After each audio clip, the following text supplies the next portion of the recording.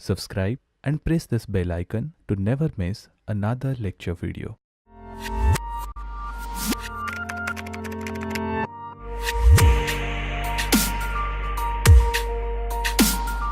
Hi, welcome to GATE ESE lecture. We are in lecture number 64 and here we are going to start actually GATE and engineering service level lectures.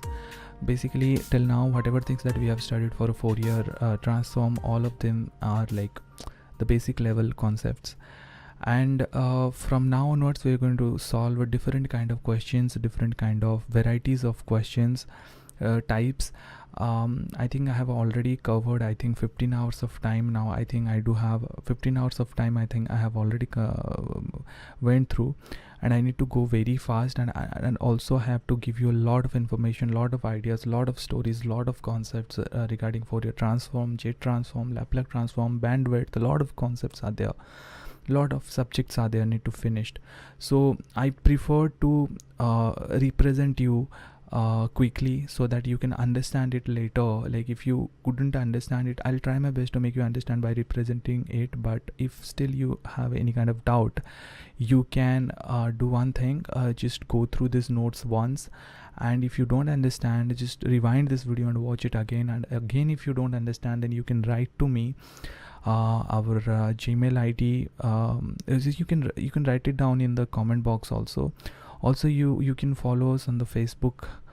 You can follow us on the Facebook page where you can also write to us. Okay, now let's start with a Fourier transform. So the basics of Fourier transform, whatever things that we have studied, is Fourier transform. Fourier transform is a method of representation of a continuous time signal in a frequency domain.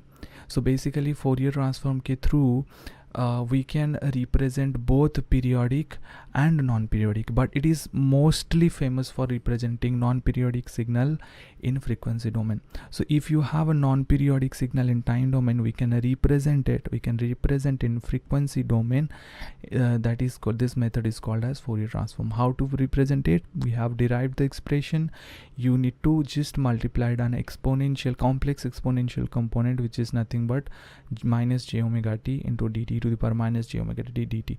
Now this is a method of extracting a frequency components. This method x of j omega is a this representation is a method of extracting frequency components. That is why it is called as analysis of signal xt. This is not called as analysis only. Please remember, it is called as analysis of the signal xt. If this is a signal xt, the analysis of this signal is nothing but of your x of j omega. That is what is the core concept is. So do not write it down like, because it is Fourier transform is nothing but an analysis. No, analysis of a signal xt. Similarly, because it extracts the frequency components, okay, or omega 1, omega 2, omega 3 ऐसे करके all the frequency components it extracted. Now the extracted frequency components are combined here and form our main time domain signal, or reach to our main time domain signal, and this is called as a synthesis of the signal xt. Clear? So basically this equation combines the frequency components of the signal, the inverse transformation using this equation. Okay, now this is called as synthesis of signal. So basic concept I can say, if you have a time domain signal, Fourier transform of your time domain signal is nothing but x of j omega, which is given as like this. And the to reach from x of j omega to x of t, that is nothing but your inverse Fourier transform by using this formula. As simple as that. Now what is the concept here? This is this one simple thing I'd like to share with you. A lot of people get confused with. There is this thing, look here, x of j omega, x of omega, x of f, all are same. Okay, all are same, my dear friend, all of them are same. For example, if there is a function which is e to the power minus at, we'll see here, we're going to discuss about this function transform, Fourier transform of this function, but now I'm just giving you example in order to make you understand this thing. A lot of books represent x of j omega and x of in terms of x of j omega. Fourier transform in terms of x of j omega. If you have a time domain signal that is x of t, the Fourier transform of this x of t is x of j omega. Now instead of writing x of j omega, you can also write x of omega. It's correct, there is no problem. The Fourier transform of x of t, you can also represent it x of j or x of omega also, no problem. So do not get confused with this. But there is a problem with x of f. For example, if there is e to the power minus at into ut, okay, it is a single-sided exponential signal like this. Okay, now you need to find out the Fourier transform of this. It will going to give you 1 by a plus j omega, I think. Yeah, right. Now listen to this carefully. This is what you got, f of omega, or you can write down f of j omega. Cool, totally cool. But if you are going to represent it in this way, j2 pi f, now you need to write here f of f. That's the Gandasa concept here. Yeah, that's the concept. So you need to understand this Gandasa concept and you need to remember it, because see, this is also important. You can represent it in this format or you can represent it in this format also. But when we will see a couple of we'll do in a second slot Fourier transforms of different standard signals, where we'll get into the del of t ka Fourier transform, the Fourier transform of del of t, or Fourier transform of Fourier transform of any constant like a. It's a very important discussion. Fourier transform of a constant. There you actually get a kind of difficulty, because there is this term which will come at that point, like 2 pi del of omega. Okay, there you're going to have a different idea. Like if you have a f of omega, if you have a f of omega is this, so now if you want to represent it in f of 2 pi f, no, so if you want to represent it in f of f, correct, now is this value will become 2 pi del of 2 pi f, right? Now pi of a into your normal f, so what will be the value? 2 pi by 2 pi del of f, right? So this will be like del of f. So this kind of condition may arise. So you have f of omega is 2 pi del of omega, and where your f of f is del of f. Clear? So please have a clarity on one thing. I always prefer like f of j omega or f of omega. Okay, at the end when we'll complete our discussion of all kind of questions, all kind of types, at the end I'll give you the formula, the subsequent f of f value. Clear? But I love this format. Okay, now I'm going to prefer this format and you need to cooperate with me. Okay, because a lot of books and prefer this format only.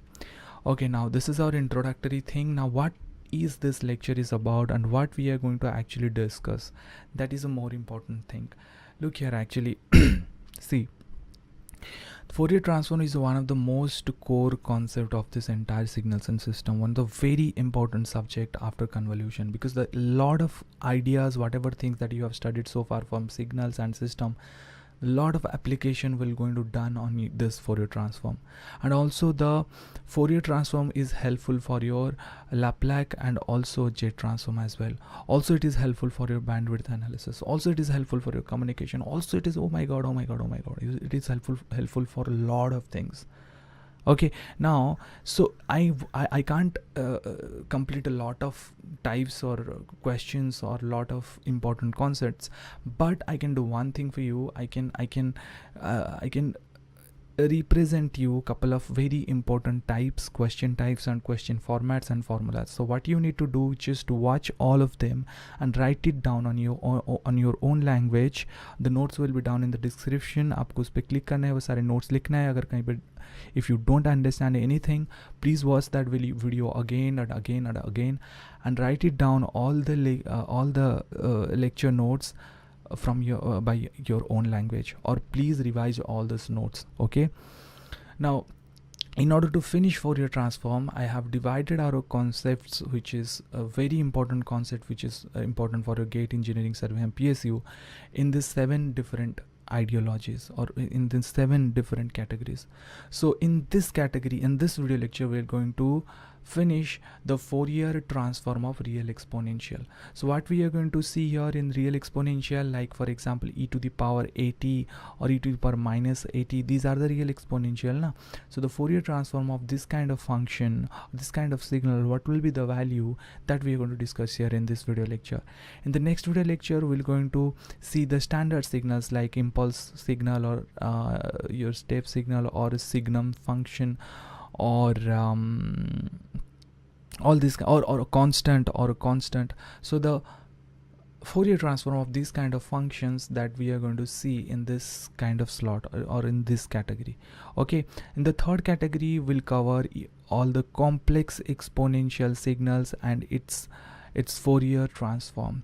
Okay, and basically as our cos and sine trigonometric terms, they contain our complex exponentials. So this topic is very much important for you, because this topic is going to be helpful for your communication subject. Very modulation का concept यहाँ से आता है. Clear?